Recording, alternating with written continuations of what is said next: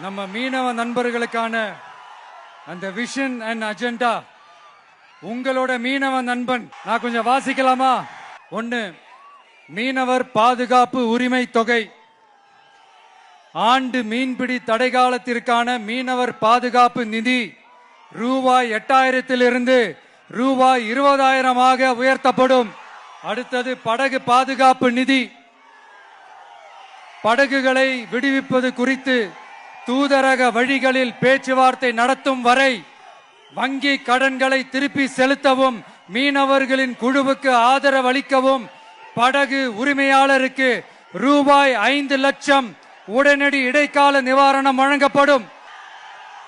அடுத்தது, கடல் தாய் வீட்டு வசதி திட்டம்.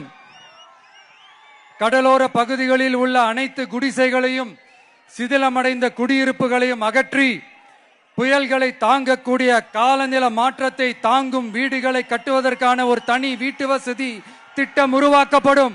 கடைசியா, மீனவர் எரிபொருள் பாதுகாப்பு திட்டம். இயந்திர படகுகளுக்கான மாதாந்திர மானிய டீசல் ஒதுக்கீட்டை 1800 லிட்டரிலிருந்து 3500 லிட்டராக உயர்த்தப்படும். ஒரு லிட்டருக்கு ரூபாய் 15 என்ற நிலையான மானியம் படகு உரிமையாளரின் வங்கி கணக்கிற்கு நேரடியாக செலுத்தப்படும். இதெல்லாம் ஒரு சின்ன சாம்பிள் தான். இது ஏதோ தேர்தலுக்காக திமுக தர்ற மாதிரி வாயில வடை சுடுறது கிடையாது.